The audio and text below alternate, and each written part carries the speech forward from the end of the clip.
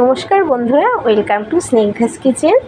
আজ আমি আপনাদের তৈরি করে দেখাবো আমার স্টাইলে আলু দিয়ে পাবদা মাছের ঝাল রেসিপি। তা চলুন দেখা যাক। আমার বাড়ির সবাই এই ঝালটা খুব পছন্দ করে, তাই আমি আপনাদেরকে শেয়ার করলাম। এর জন্য প্রথমেই পাবদা মাছগুলোকে আমি কেটে নিয়েছি, কেটে ভালো করে ধুয়ে নিয়েছি। নিয়ে এবার এখানে মাছগুলোকে নুন হলুদ মাখিয়ে নেব। আমি আধ ঘন্টা ধরে নুনটা মাখিয়ে রেখেছিলাম আধ ঘন্টা আগে। এখন হলুদটা মাখিয়ে নিচ্ছি। হলুদটা মাখিয়ে নিয়ে মাছটাকে আমি ভেজে দেবো। তো দেখুন, একটা একটা করে সব মাছগুলোকে আমি হলুদ মাখিয়ে নিচ্ছি। নুনটা আধ ঘন্টা আগে মাখিয়েছিলাম, সেই জন্য এখন আর হলুদের সঙ্গে নুনটা দিলাম না। নুনটাকে আলাদা আগেই দিয়েছিলাম, ওই জন্য এখন শুধু হলুদটা মাখিয়ে নিলাম। এরপর মাছটা আমি ভেজে নেব। তা দেখুন, অনেকটা তেল দিয়েছি, 1 কাপ মতো তেল দিয়েছি কড়াতে 1 কাপ মতো তেল দিয়ে দুটো দুটো করে আমি মাছটা ভেজে নিয়েছি, একদম লাল লাল আর একটু কড়া করে।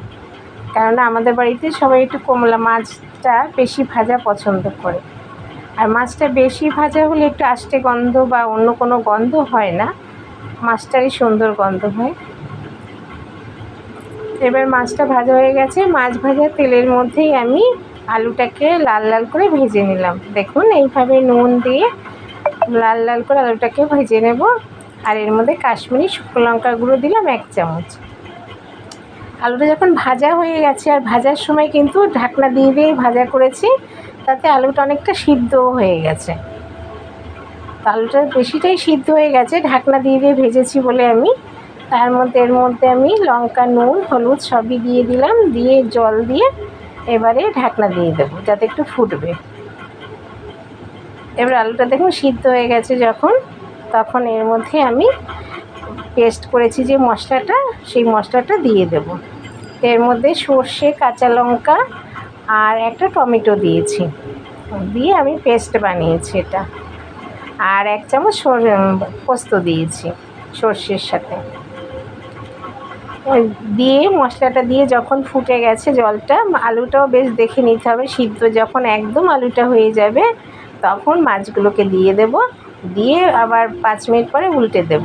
দেখুন, অনেক ঝোলটা গাঢ় হয়ে গেছে। যখন বুঝতে পারবেন তরকারির খুব সুন্দর একটা রং এসেছে, তখন বুঝতে হবে যে তরকারিটা পুরো রেডি হয়ে গেছে। তা দেখুন, আমার পাবদা মাছ দিয়ে আলু দিয়ে ঝাল রেসিপিটা এখন পুরো রেডি হয়ে গেছে। আপনারা বুঝতেই পারবেন যখন ঝোলটা, যদি গাঢ় পছন্দ করেন গাঢ় নামাবেন, যে একটু ঝোল ঝোল খেতে ভালোবাসেন সে একটু ঝোল টাইপের রাখবেন। তো বন্ধুরা, এইভাবে আমি আলু দিয়ে পাবদা মাছের ঝাল রেসিপি বানিয়েছি। তা আমার তৈরি এইভাবে পাবদা মাছের ঝাল রেসিপি আপনাদের কেমন লাগলো, তা আপনারা আমাকে লাইক, শেয়ার আর কমেন্ট করে অবশ্যই জানাবেন। আর আমার রেসিপিগুলো যদি আপনাদের ভালো লেগে থাকে, আমার চ্যানেলটিকে সাবস্ক্রাইব করবেন।